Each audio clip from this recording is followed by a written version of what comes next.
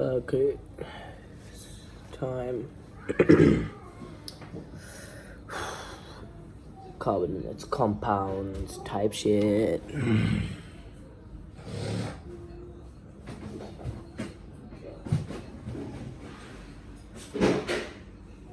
Excuse any background noises.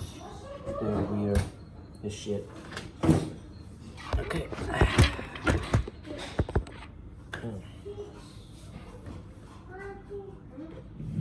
No, Chucky, be quiet. I'm doing something.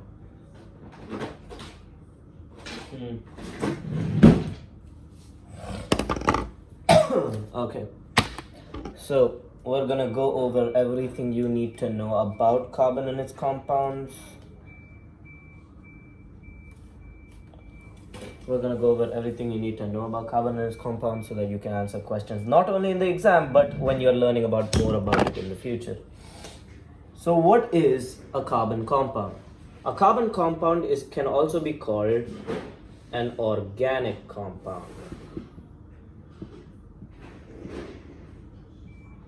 Excuse the dog shit handwriting, I suck at this.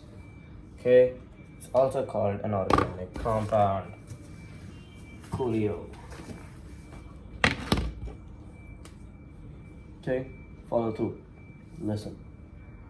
Alright.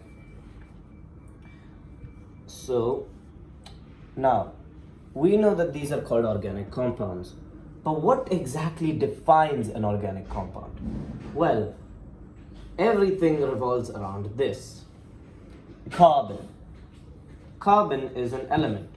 The specialty of carbon is that it has 4 valence electrons. Basically, in its outermost shell, we all know that that an atom has the nucleus, which is in the center, consisting of protons and neutrons, and shells that surround it. Okay, we got the 1-letter shell, this shell, the other shell, I don't know the letters. Okay, now the first shell can hold a maximum of 2. All the others can hold more than that. But there is a rule called the octet rule, in which each shell can only hold 8 electrons. So here we got 4. So here we got 8. Okay. Now the specialty of carbon is that in its outermost shell, in its outermost shell,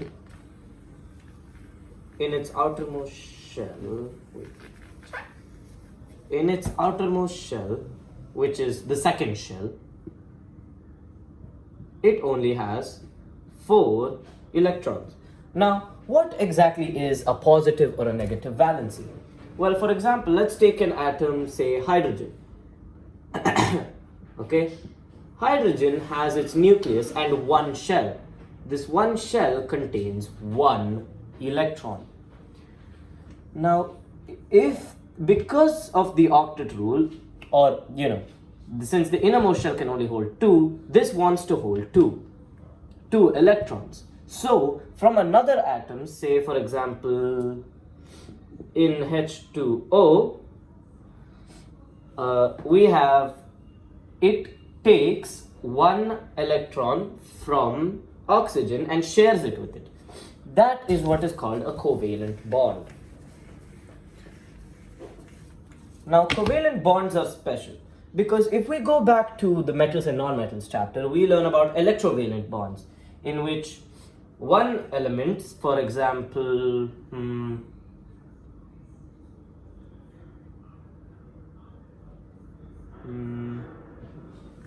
iron, let's take iron 2 for example. So it has 2 outermost electrons in its shells.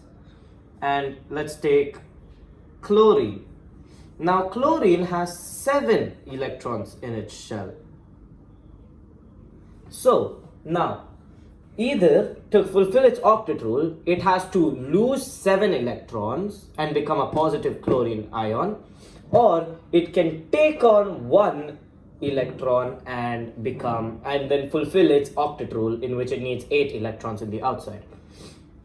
And there's a special principle known as Occam's razor, which suggests that the simplest solution is the best solution. So the simplest solution here would be to take one electron from iron, but iron now has one valence electron left, which then goes to another chlorine atom. So now this one lost both of its electrons. See, electrons are negatively charged, and when something loses a negative charge, it becomes more positive. So we'd say it's Fe as the positive ion. And now we have Cl. Cl is the one gaining electrons, so that means it's gaining a negative charge. Therefore, it's a negative ion. Like this. And since to fulfill the valency of iron, we use 2 chlorines, so we write 2. This is a simple oversimplification of electrovalent bonds. Okay? So now we know how electrovalent bond works. Let's see how covalent bonds are different. See, what an electrovalent bond basically is that it's giving an electron from one atom. So basically, one atom is losing an electron and the other one is gaining an electron. A covalent bond is basically a bond where they share the atoms. Instead of one giving and one taking, they both share it. They both share the electron. So let's take HCl for example. Hydrogen, as we seen earlier, has one electron in its valence shell, and it only needs one electron to fulfill that shell. So we write 1 over here, and it's one electron that's already here.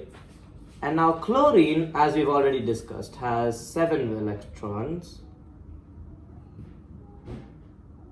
6 and then 7. So now what happens is these two are shared. So basically the hydrogen takes up this. Oh wait, my bad.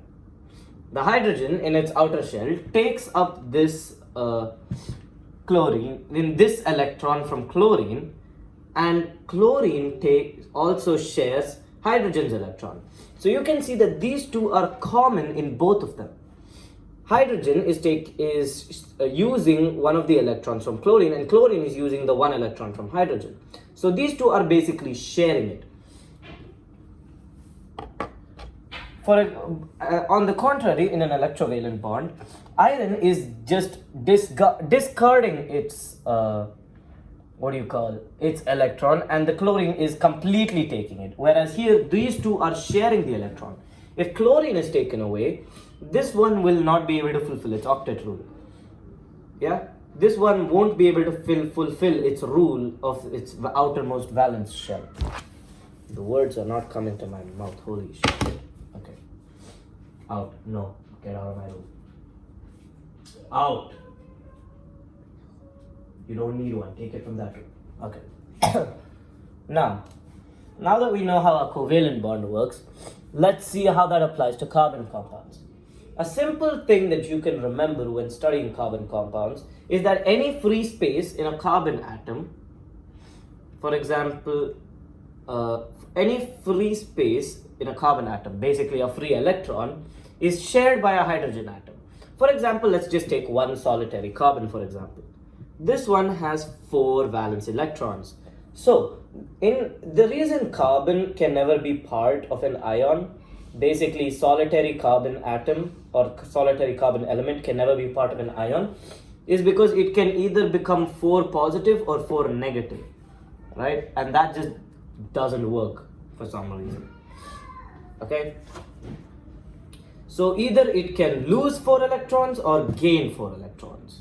So it just, doesn't ionize that well or something like that. I don't know.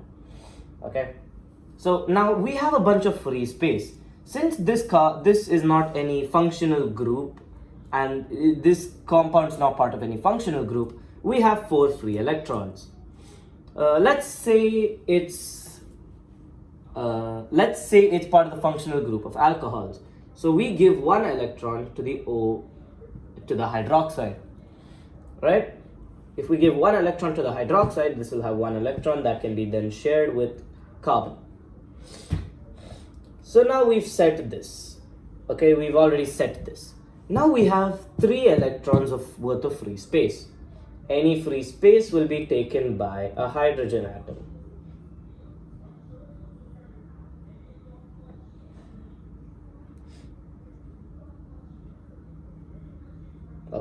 Shit. Be careful when you're drawing the electron dot structures. It can get tricky to track all of the dots at times. Right? So now we have methanol. This is the structure of methanol. Now, I'll tell you one thing that our teacher, Binuja ma'am, hasn't taught us. What exactly is the significance of the structural formula? What exactly each part of the structural formula means? Okay, now if you were to look at methane, for example, to keep it simpler, let's take methane, for example.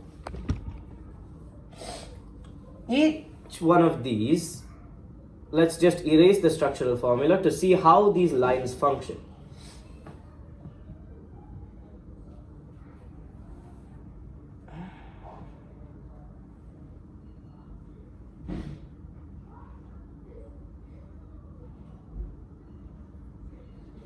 Okay, so now that we have this, let's erase the outer circles and just keep the electrons, okay, to make it easier to look at and understand where the lines come from. You must have a general understanding by now about what these lines are. They're basically the connection of these, the electrons.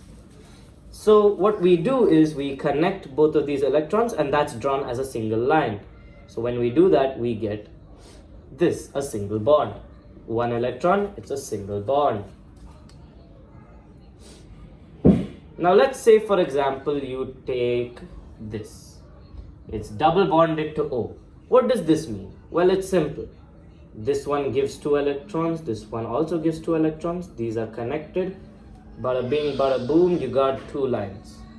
So now that you can read what a structural formula is, right? Basically, you just attach an electron to each end of each line, and you understand now. And that's basically just how that works. And this may seem very basic and like really easy, but at times you will forget what those mean. Now, let's get into the tricky stuff. The different types of different types of carbon compounds. So first we got alkanes. This is where memorizing stuff comes in, because the basic hydrocarbons, which are the saturated and unsaturated hydrocarbons, are alkane, alkene, alkyne. I'm not gonna do the song. Screw you. Okay. Alkane, alkene, and alkyne. So, what each of these things mean is alkane means that each of the carbons are in a single bond. For example, you can start with 1 carbon, or between 2 carbons there's a single bond.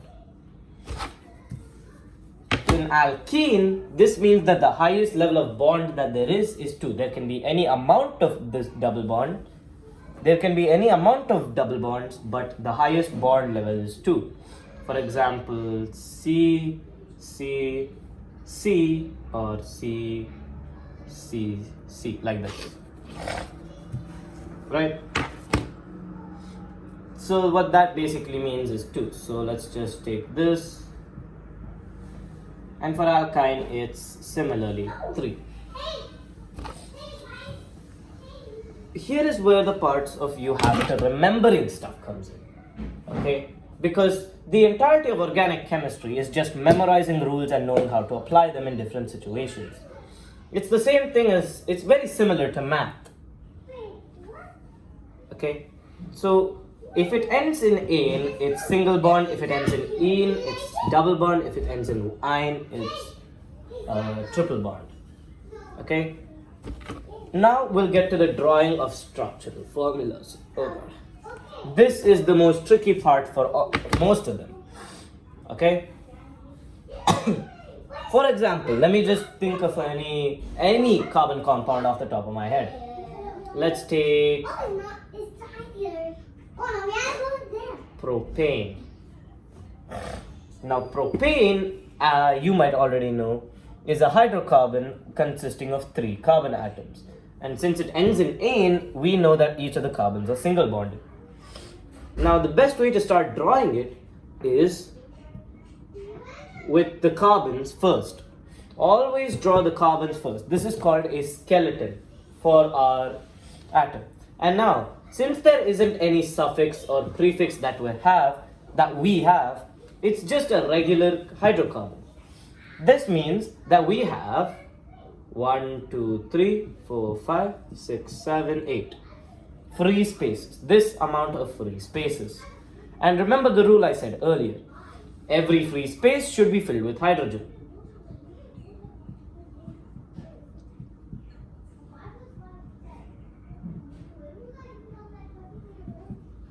Now, another thing. Each one of these carbons should only have should only have 4 lines connected to it. Now, this doesn't just have to be it doesn't just have to be for this. Let's take away this hydrogen and replace it with an oxygen, double bonded oxygen. This makes this propanone, which is a ketone. Now, oh my goodness. Now, if you were to count each one of these carbons and count how many lines are on them, you'd end up with 1, 2, 3, 4. This carbon is set. 1, 2, 3, 4. This carbon is set. 1, 2, 3, 4, 5. For a double bond or even a triple bond, you have to count each of the individual lines. 1, 2, 3, 4, 5. That's one too many because carbon can only have 4 lines. This means that we have one less space. And since this hydrogen was taking up the free space surrounding this carbon, it can get deleted. And now if you were to count 1, 2, 3, 4, you have 4 lines surrounding this carbon. Now we have a proper diagram for propanone. The next step is reading each one of these. Now, the biggest tip that I can give for reading each one of these is to just memorize each one. Like memorize the specific, memorize each of the functional groups, memorize each of the other things. Now let's get into the formulas. Now, a special part about alkanes, alkenes, and alkynes is that there are general formulas to figure out what each number of hydrogen and carbon should be. So you have so for an alkane, right? For an alkane, you got CN. N should be lower, N, H, N plus 2. Now, what teachers do is they just give you this formula and tell you to remember it. But that sucks, because if you don't understand something, how are you going to know why you should memorize it? So let me just start. So we all know that an alkane has single bonded structures. So let's take propane for example. Again, okay? Propane is one of the best examples we can use. C, C, C.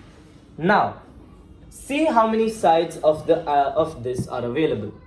You have 1, 2, 3, 4, 5, 6. Each and every single one of these compounds, each and every single one of these carbons has 2 sides available up and down. So we can then say that CnHn, H2n,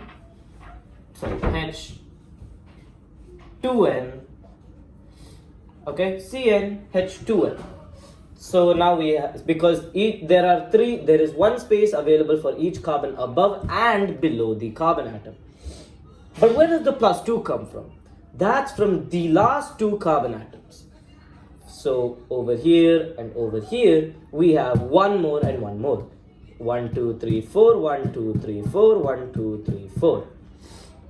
The rules are set. So we get these two. And it doesn't just have to be propane. For example, if butane were there, let's take butane. See, now we have free spaces available up and down for all of these, which makes it 8. And then we have the final two getting one extra space. So this makes it 1, 2, 3, 4, 5, 6, 7, 8, 9, 10 hydrogen atoms. So let's just fill those in.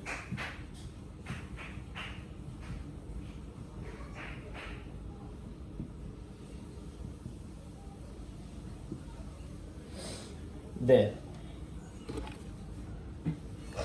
So now you understand. So let me just recap that real quick. There is, for each and every single one of the carbon atoms, there is one space available for it up and below the carbon atom. So that makes it 2n. And the plus 2 comes from one free space being available on either side of the final ends of the carbon chain.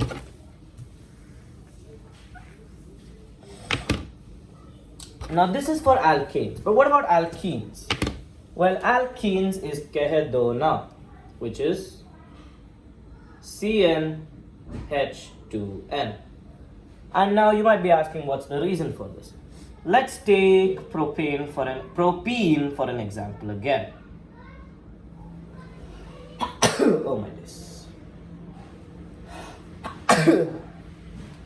1, 2, 3, 4, 5, 6. Okay, one space available for up, above and below, and one space available on the side. Okay, but now let's count the exact number of lines that we have surrounding each carbon atom. Right? 1, 2, 3, 4. This carbon atom is set. 1, 2, 3, 4, 5. Oh, so this one has one extra. Let's just delete the bottom one. 1, 2, 3, 4. Set. Now let's count for this one. 1, 2, 3, 4, 5. This one also has an extra one. So let's just delete the one from here. So now if you were to see, there is 1, 2, 3, 4, 5 and 6 lines, which is the spaces we need to fill with hydrogen.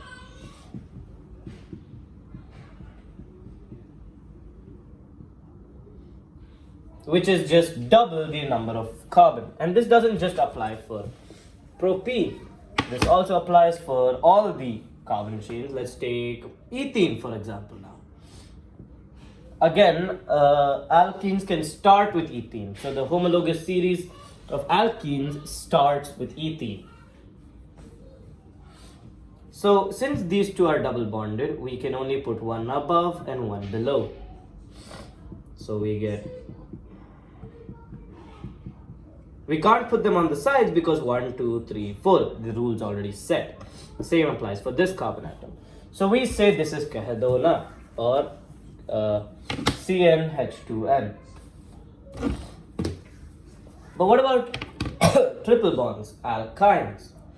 Alkynes are pretty simple. It follows the same thing. Let's just say CnH2n minus 1. Oh, sorry, minus 2. Minus 2. Now, let's take propine. CCC. And now we give the triple bond to one of them. Okay? So now this one can only host one hydrogen atom. 1, 2, 3, 4. It's set. This one's already has 4. 1, 2, 3, 4.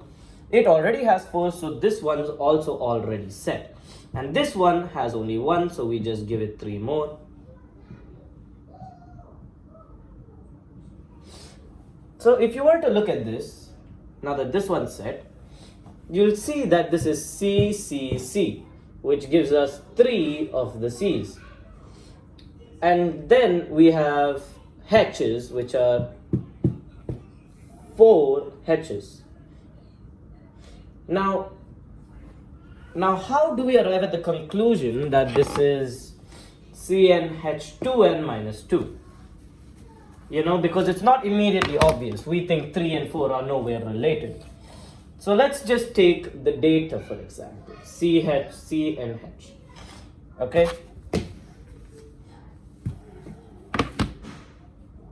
So let's take ethene, for example. Ethene. These can only host one more line because the 4 rules already there. So we got H and H, right? And then with that, let's count the number of H's. So carbon we have 2, this one we have 2. Now these are the same number. We might think it's CnHn, but if we do for propine, it's 3 and 4, which gives us a different number. So now let's check butane as a final example. C triple bond C, single bond C, single bond C. This one can only host 1. This one's already set. This one can host 2. And this one can host 3 hydrogen. Okay? So now let's count. 4, 4, and 6.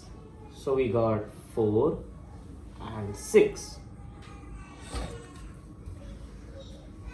Now since this is a homologous series, each one increases by CH2, right? So ethene plus CH2 gives 1C and 2H. Same goes for butane, not ethene, sorry, ethyne.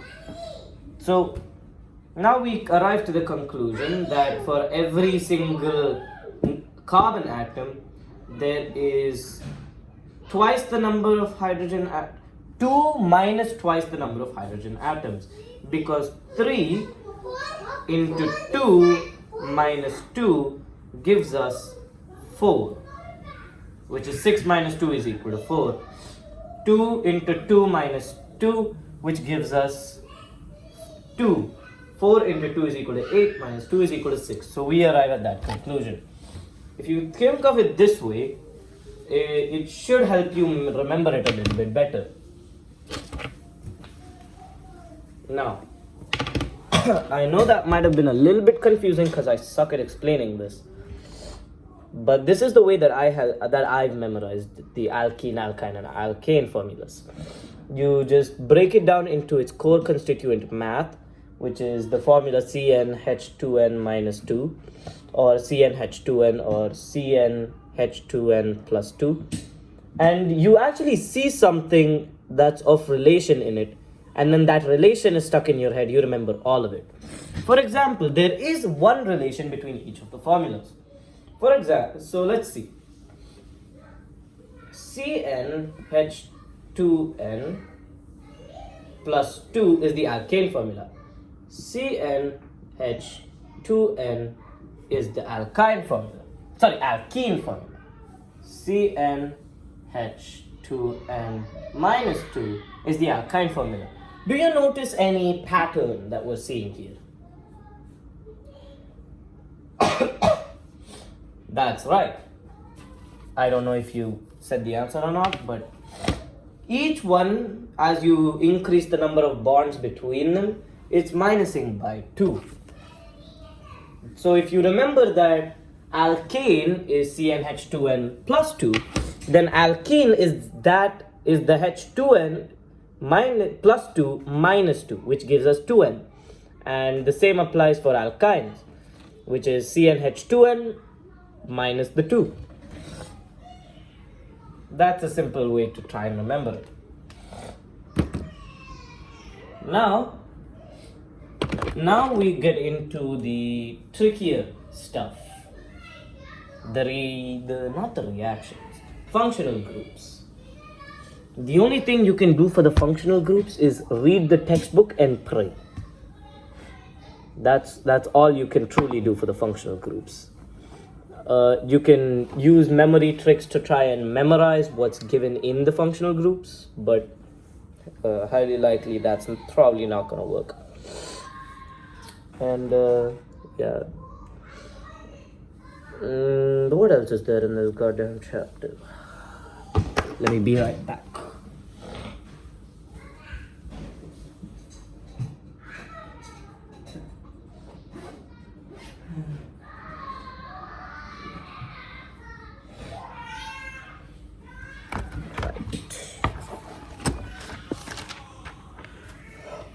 Oh God, I'm sick. Holy God.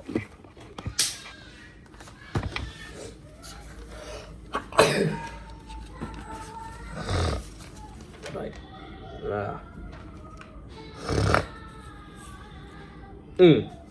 Now we get to the fun stuff.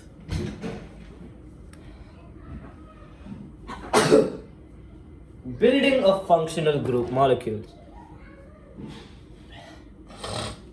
Let's say we have an alcohol. So you might say for an alcohol, you need to single bondedly attach an OH. Now, why do you need to singly bond an OH? Well, you see, the OH is also in a covalent bond. O has 6 valence electrons, as you know, most probably. And H only has 1. Now, this causes a problem, see, because both of these need to fulfill their valence electrons. So we say, yeah.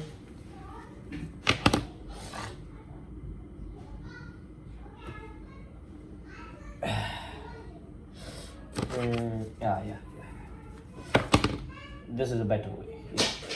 So now this one has 4, so it gives 1 over here and attaches 1 to the other end.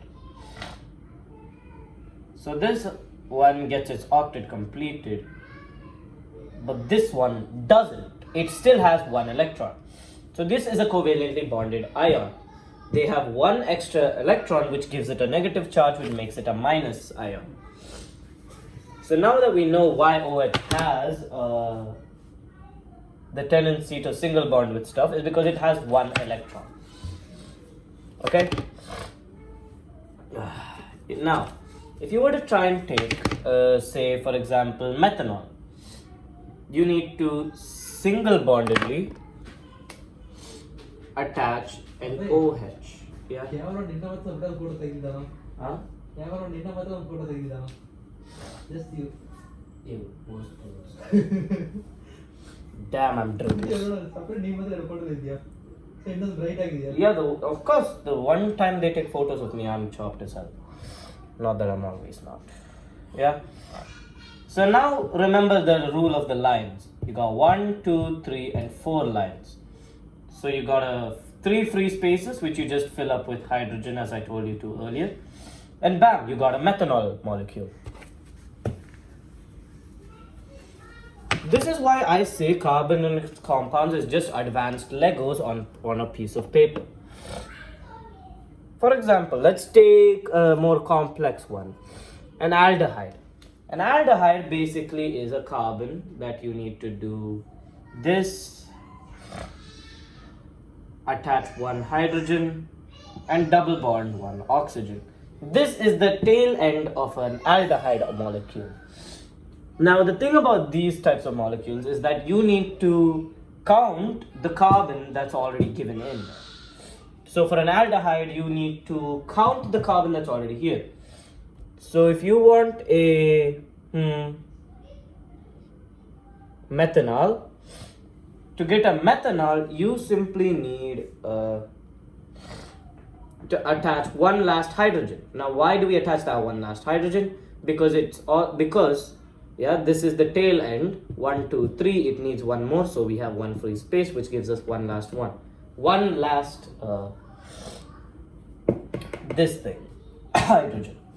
Now it has its 4 lines, so it's all set. So this is methanol. Let's take ethanol for example. So now that we have this one atom, we attach the tail end of it. So this one and double bond to this one. This one is already set, 1, 2, 3, 4, but this one isn't, only 1. So we give it 3 extra spaces, and free space equals hydrogen. Bam, ethanol.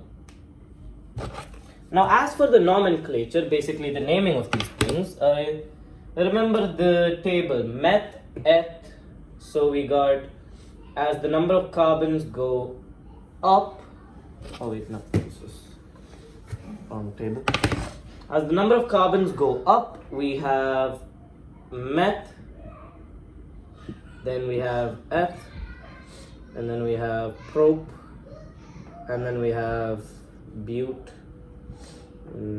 pent, and then hex. These are the 6 ones. So the number of carbon atoms, which gives us 1, 2, 3, 4, 5, 6. Now, here's the thing.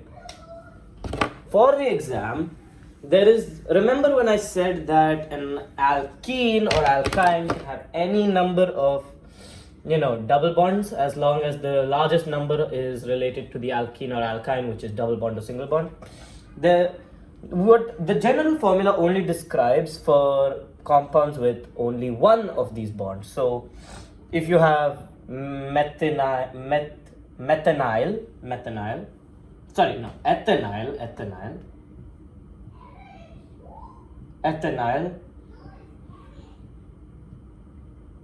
you have one triple bond. Now let's take propene.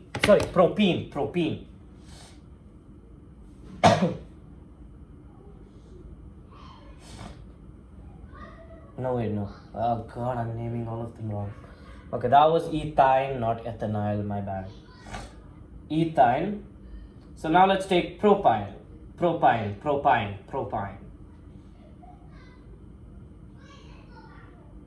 As you can see, this one only has like one triple bond.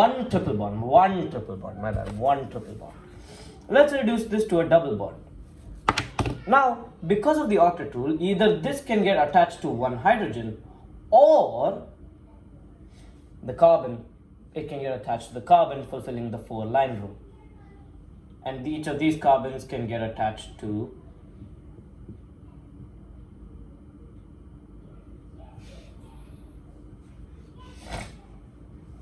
as you can see. Now, what is the formula for alkenes? Because this is an alkene. This is an alkene because it has the highest power of the bonds is 2. So this is double bond. It's an alkene. There is no other special name for this.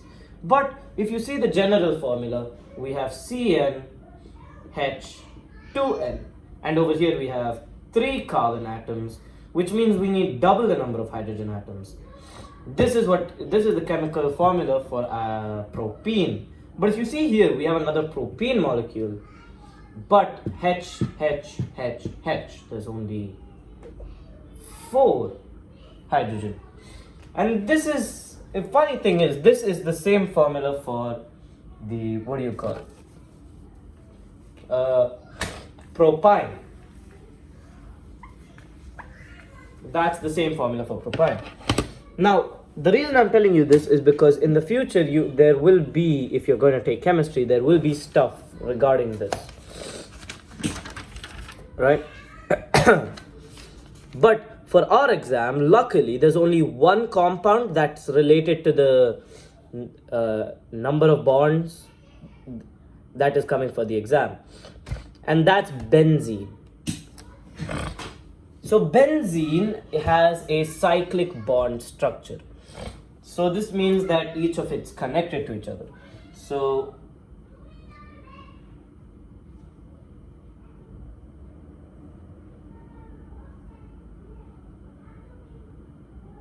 Ah, sure. See, if you see here, this can also come this side, and then this can come in this direction as well. So what you have to do is double bond C, single bond C, double bond C, single bond C, double bond C, single bond C. Each carbon has one double bond and one single bond. Okay, and this is a cyclic compound. And this is benzene. Oh, right. And also, each of these has not fulfilled their 4 rule. So we add one extra line to all of them because each of them has 3. And what does that get us? That's right. Free space means hydrogen. Little homeless person just staying in places he should not be staying. And this is benzene.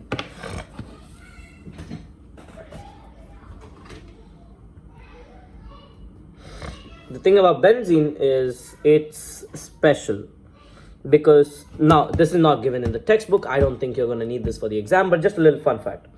Benzene is a highly carcinogenic compound, which means it gives you cancer. Yeah, it gives you cancer. That's cool.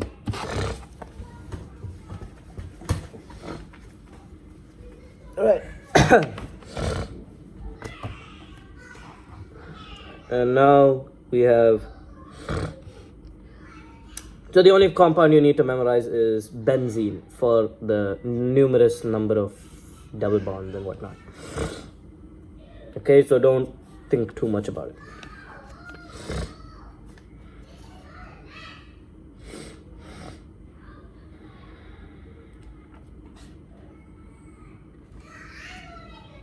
All right, back to the advanced Legos thing. So you have to count the number of carbon and then add the tail ends. But sometimes it can be in the middle as well, like with ketones. Now you might be wondering why ketones are the only functional group that starts with prop, whereas the rest of them start with meth. And there's actually a very cool reason, or a very stupid reason as to why that is.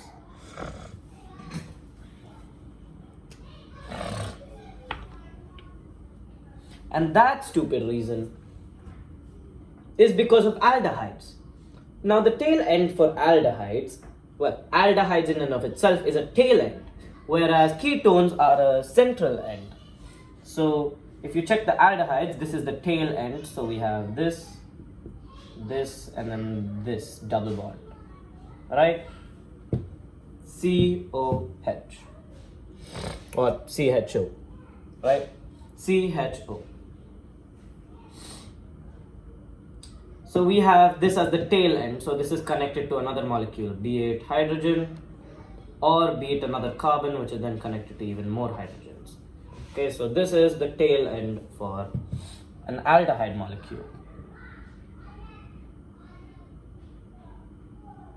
And this is the central part of a ketone.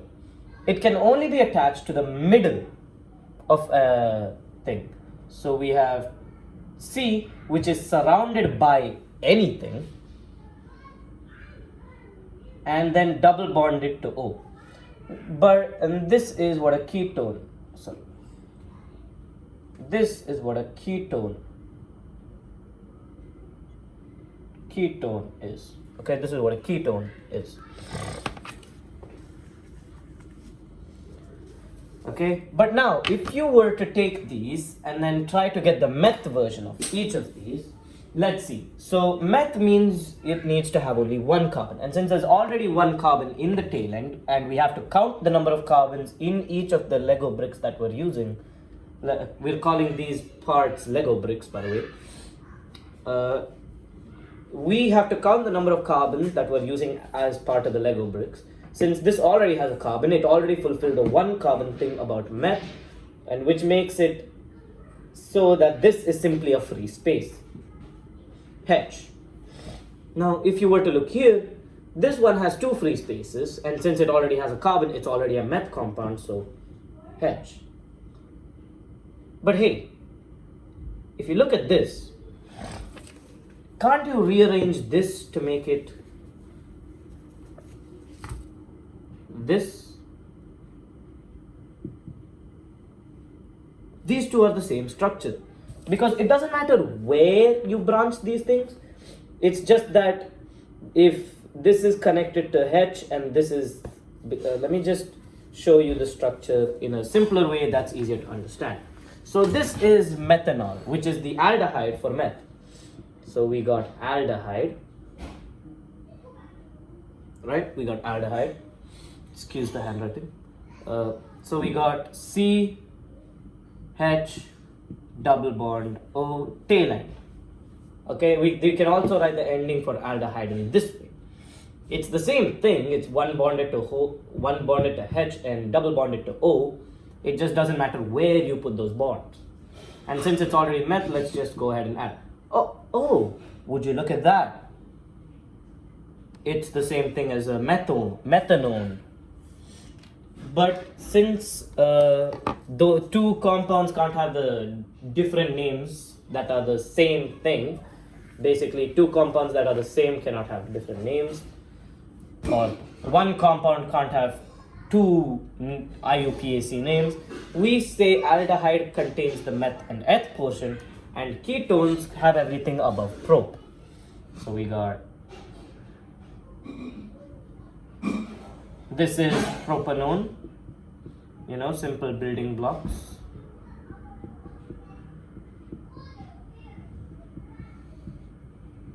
Simple building blocks, we got this Lego brick and then these two carbons, which gives it the prop, and all of the, oh shit, this H isn't included because guess why? 1, 2, 3, 4. Always count. Just like I made the mistake of adding this H up here, always count the number of lines that are coming from each of them. Okay? And if in the question paper they tell you to draw the structural formula for anything, remember, like I said earlier, just put an electron at both of these ends and erase the line in the middle, and then just circle it. It's that simple. Right, where did I put that dust? Right. Now let me show you why propanone and propanal are different. So C to the C to the C to the C to the H double bond O, or to make it simpler and make it look similar to.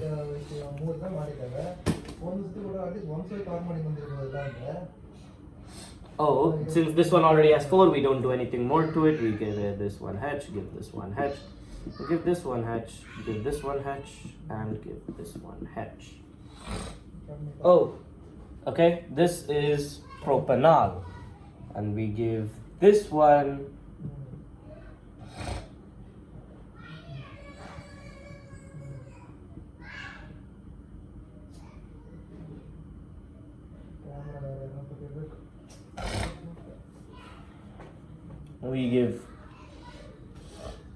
now these two are extremely different, and I'll tell you the reason for this. Ketones mean the double bond to the oxygen should be in the middle. Methanol is a single bond, which makes it an end. So if it's double bonded to the oxygen, it's an tail end compound because it's not surrounded by other carbons. Right? And over here, the aldehyde building block, which is this tail end over here, this aldehyde building block is, a tail end. So it doesn't matter where it is as long as it's part of the tail end, which is one of the farther sides of the end, right or left, far left or far right. But ketones, the building block, which is this one, should always be at the center. Oh, also, this one is not supposed to be there. Haha, funny. Yeah? But the problem is, if you have, for example, ETH, you attach a double bond to this, it's not going to be in the middle because this is already a tail end. And would you look at that? We just created the tail end compound for aldehydes. And if that was a little bit confusing, you can ask me to explain it properly again. I really don't have a script for this. I'm just going off the top of my dome.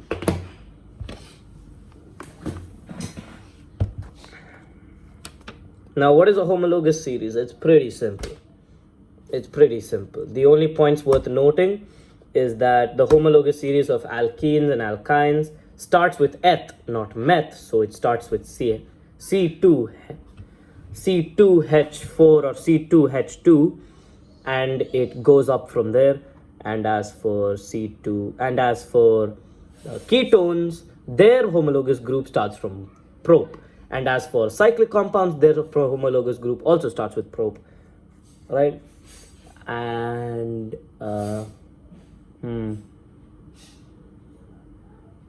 what was the thing that starts with bute? Branched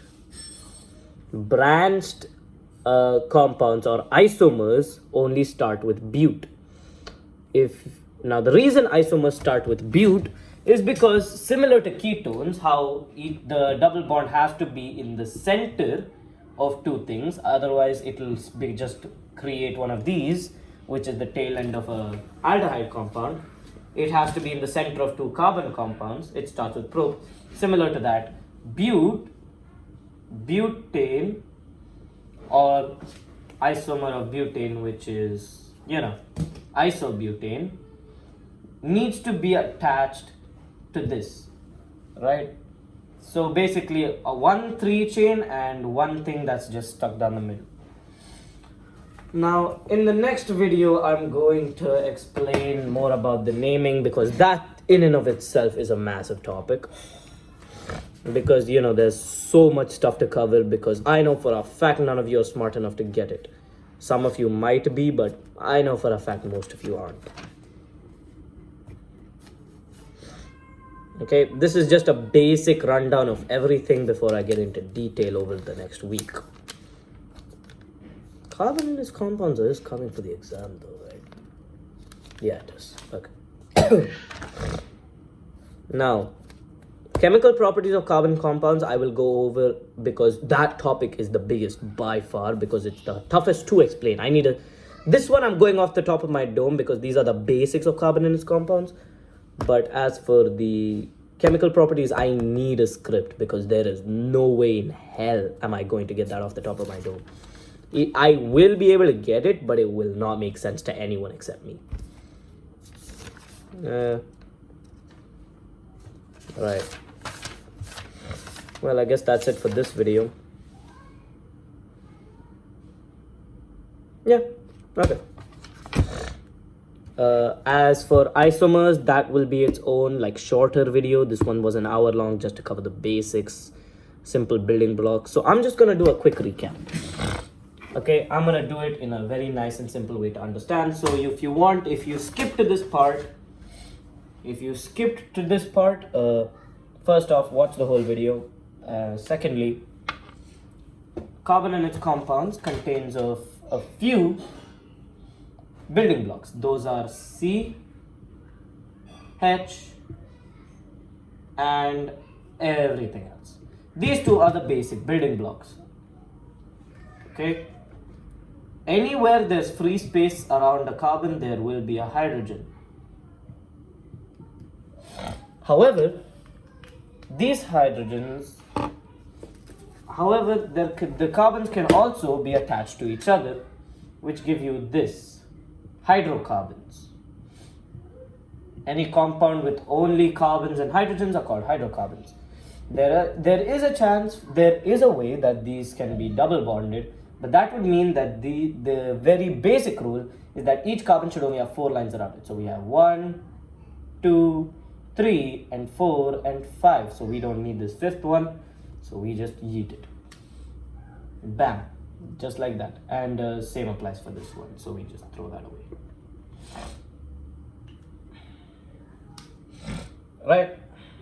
So we got, yeah. Okay. However, there are certain special blocks, which are the functional groups. These are basically tail ends or middle parts. So tail ends are ones that are at the end of a compound. For example, COOH or C double bond O or H. This is a carboxylic acid.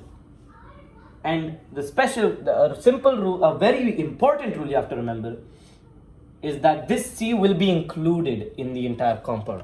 Basically, if it's methanoic acid, which is the carbon compound which is the first carbon compound of the homologous series of carboxylic acids, this C is included. So since it's already at 1C, that makes it already a meth compound.